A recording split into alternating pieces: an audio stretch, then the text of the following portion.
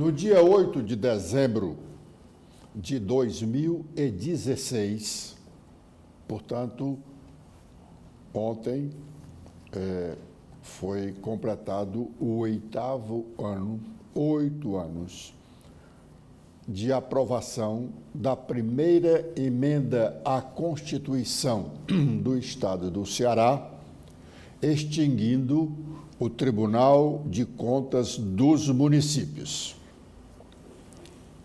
A decisão de acabar com o TCM foi um ato de vindita do ex-governador Camilo Santana contra o conselheiro e presidente daquela corte no momento, Domingos Filho. Hoje, Domingos é um aliado de Camilo Santana. Domingos preside o PSD, partido que fez aliança com o PT nas eleições municipais deste ano e indicou a candidata a vice-prefeita, que é filha do Domingos Filho. Pois bem, Domingos, que faz política 24 horas por dia, talvez seja o único político cearense que só faz realmente política, não deveria fazer política como conselheiro do Tribunal de Contas dos Municípios.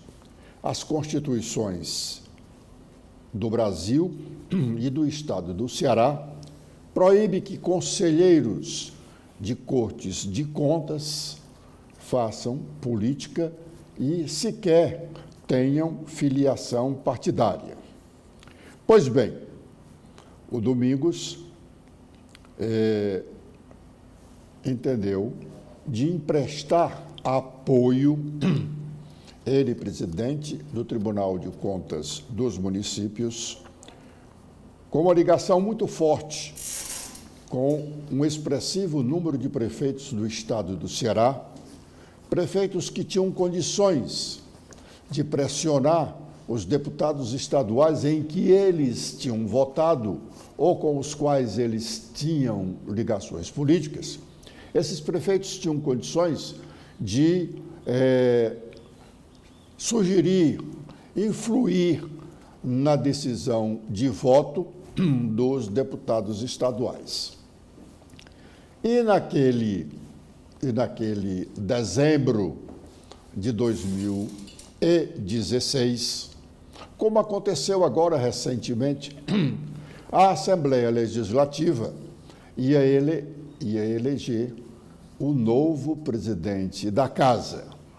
A cada metade de sessão legislativa, a eleição do presidente da Casa, da Assembleia, acontece no mês de dezembro, ao contrário do início da legislatura, que a eleição só acontece após a posse dos deputados eleitos no ano anterior, e esta eleição acontece no dia 1º de fevereiro, ou até o dia 5 de fevereiro. É o espaço que dá a Constituição para que os deputados assumam os seus mandatos e façam as sessões preparatórias para a eleição da primeira mesa diretora. Pois bem, naquele ano, em 2016, no início de dezembro, aconteceria a eleição da nova mesa diretora da Assembleia e o governo, ou o governador Camilo Santana, queria a reeleição do deputado Zezinho Albuquerque. E o deputado Sérgio Aguiar também queria ser presidente e lançou sua candidatura.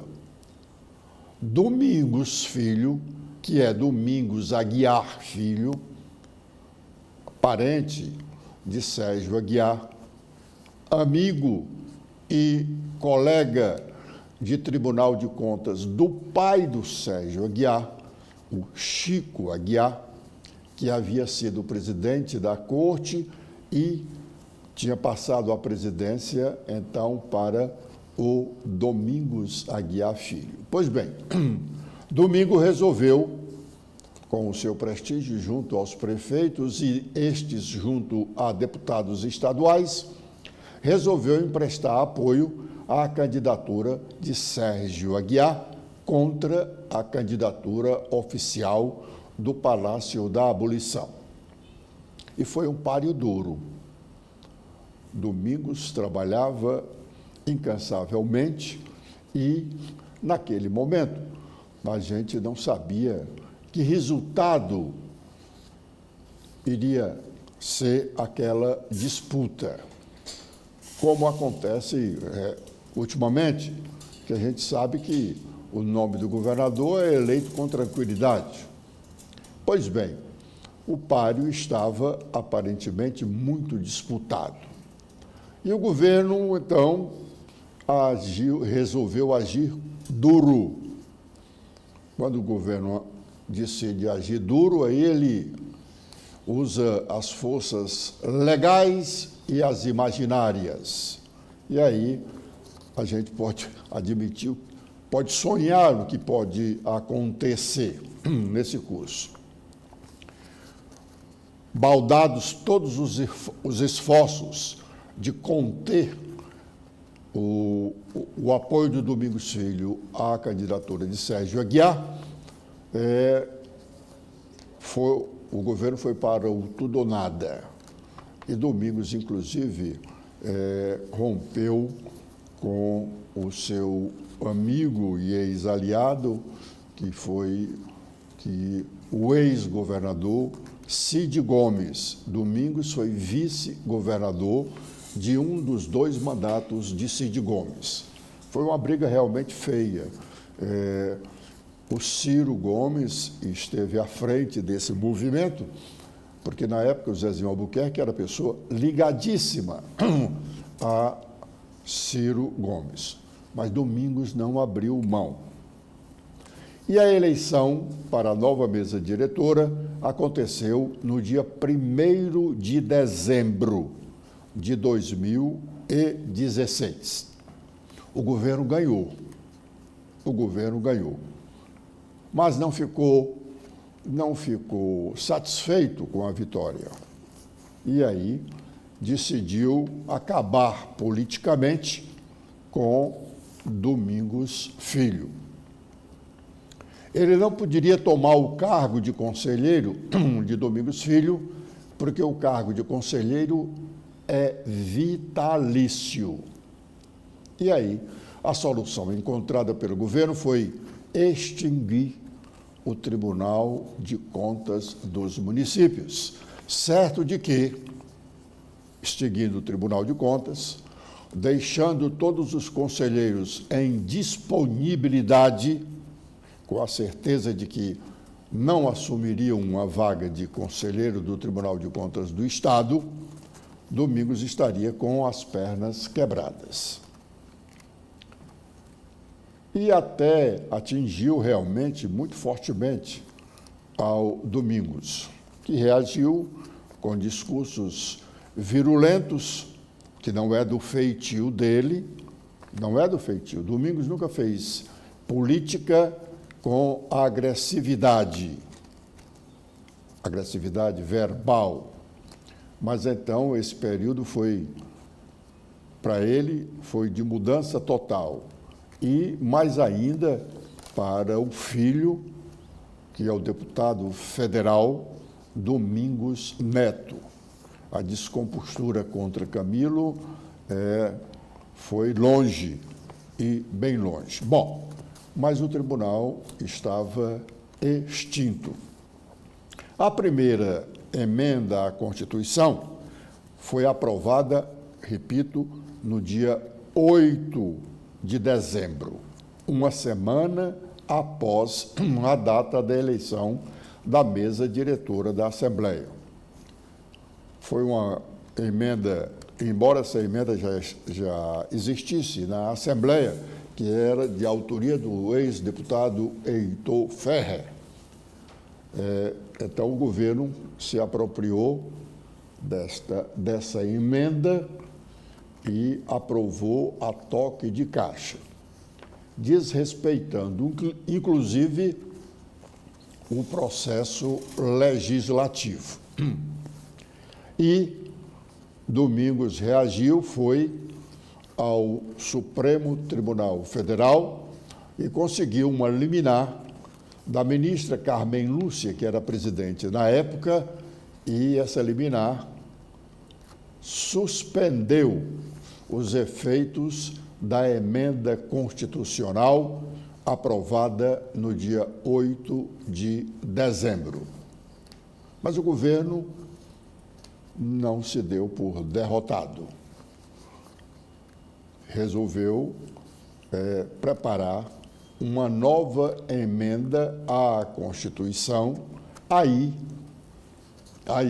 com mais zelo, e esta segunda emenda, que foi a que realmente extinguiu o tribunal, foi aprovada em agosto de 2017. Ela chegou ainda ao Supremo Tribunal Federal, mas os ministros do STF reconheceram a constitucionalidade e o tribunal ficou extinto. Agora, 8 anos depois, com todas essas notícias de escândalos em administrações municipais, pergunta-se: valeu a pena extinguir o Tribunal de Contas dos municípios? Eu acho que não. O Tribunal de Contas, realmente, naquela época, não cumpria bem o seu mistério. Até porque o presidente e outros conselheiros faziam política, o que não deveria acontecer. Mas, sem dúvida, com a evolução dos movimentos sociais, com o exercício da cidadania mais amplo, ele hoje não estaria fazendo a política que fazia naquela época e, sem dúvida, poderia estar prestando o melhor serviço às administrações ou ao Estado do Ceará, porque o índice de corrupção aumentou consideravelmente e o volume de recursos desviados são imensuráveis. Neste momento de transição, os novos prefeitos que foram eleitos em outubro deste ano, que vão assumir no dia 1º de janeiro, muitos receberão prefeituras falidas, a começar das 2 prefeituras mais importantes dos 184 municípios cearenses, a Prefeitura de Fortaleza e a Prefeitura de Caucaia. As 2 prefeituras estão falidas. E, sem dúvida, uma boa parte da culpa dessa realidade é a falta de fiscalização mais efetiva. Em Caucaia, os servidores não receberão os salários do mês de dezembro. Em Fortaleza poderão receber.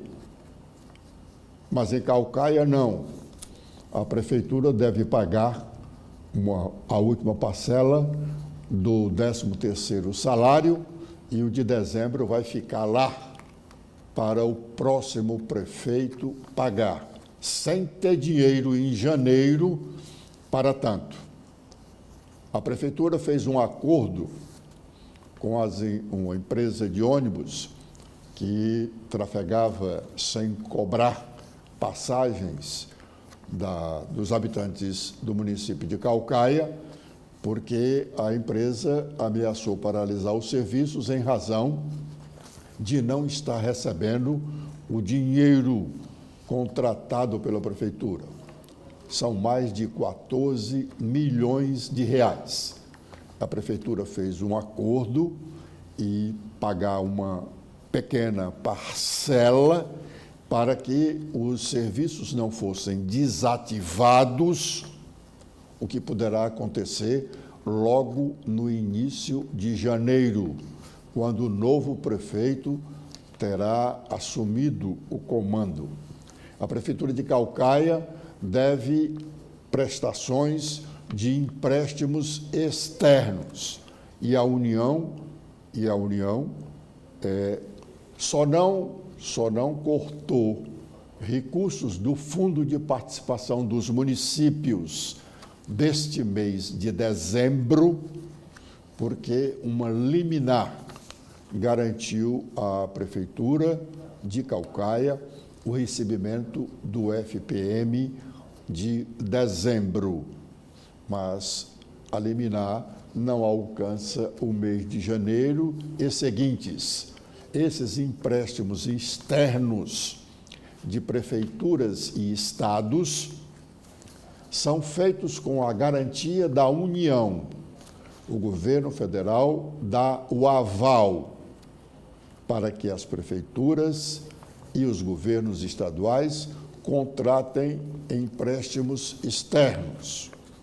Quando a prefeitura deixa de pagar uma parcela, é a União que paga essa parcela e desconta do Fundo de Participação dos Municípios. Idem em relação ao Estado do Ceará.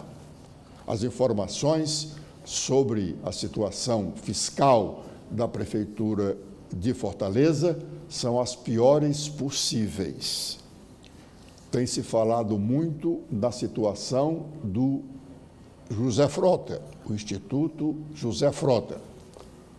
É o maior hospital de emergência do estado do Ceará, é da Prefeitura de Fortaleza.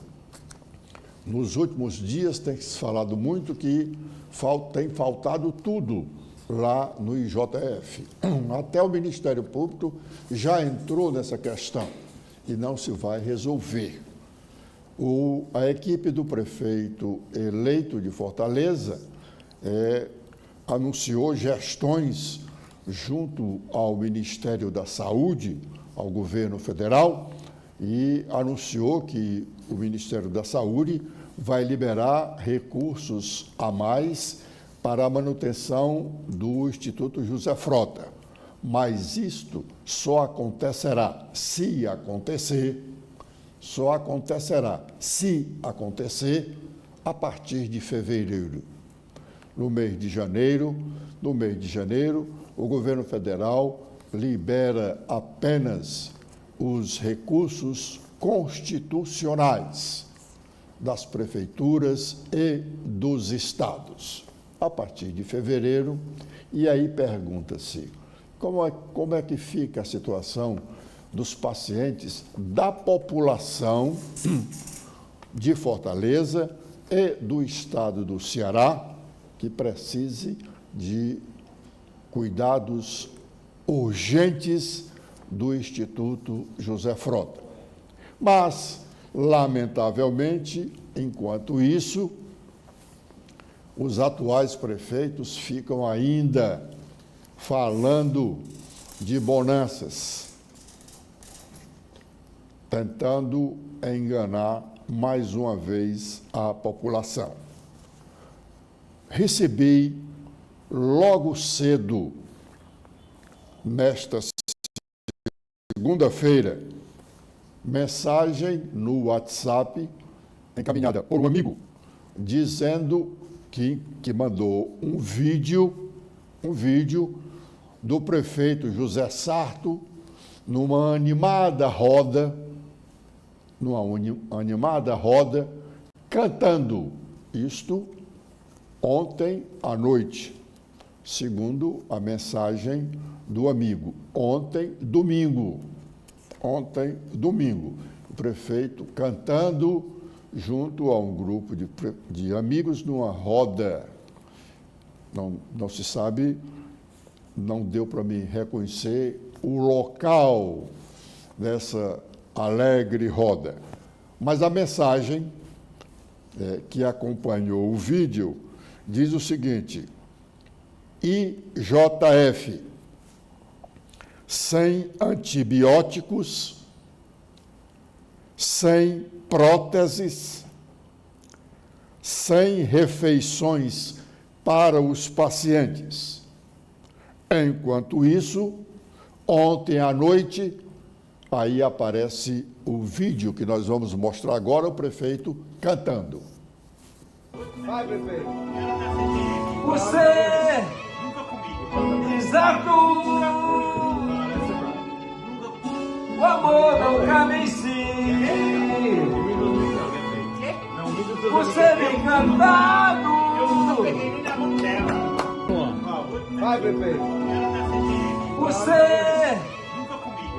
exato, o amor não cabe em si. Você vem cantado. Tão desafinado quanto o final da sua gestão. Lamentável. Melancólica despedida do senhor prefeito, que já foi vereador de Fortaleza, deputado estadual, presidente da Assembleia, e agora despede-se melancolicamente. Com essa voz aí não dava para cantar no Réveillon que ele encurtou. A Assembleia Legislativa cearense entra na reta final do ano legislativo.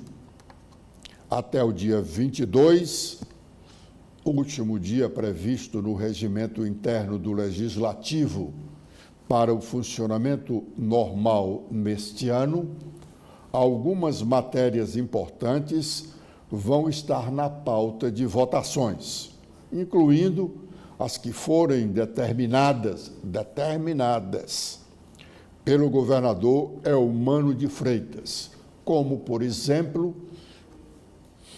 e para decepção de todos quantos gostariam que o legislativo fosse respeitada, a mensagem que o governador disse que será votada. O governador disse esta semana que a mensagem que trata da pulverização,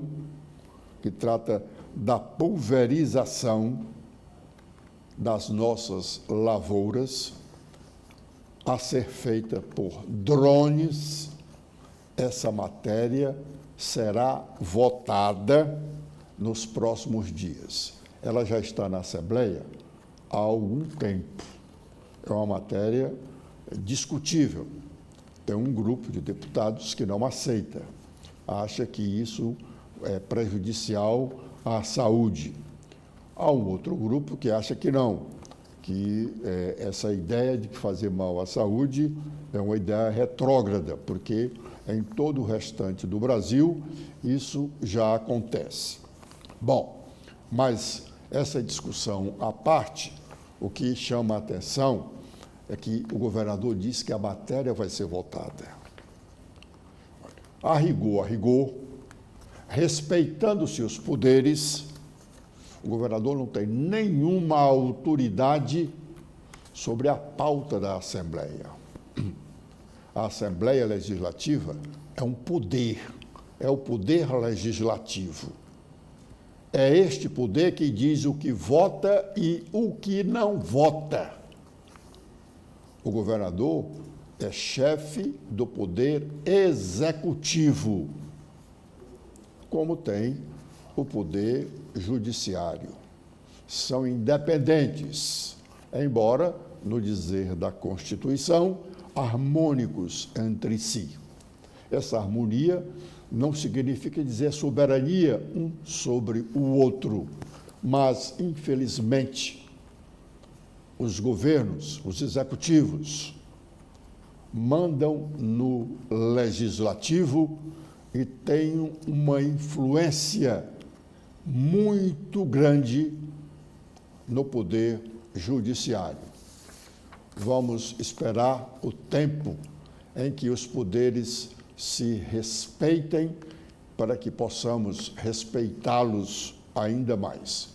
Com esta observação, nós estamos encerrando a nossa participação de hoje, neste primeiro bloco de notícias da manhã.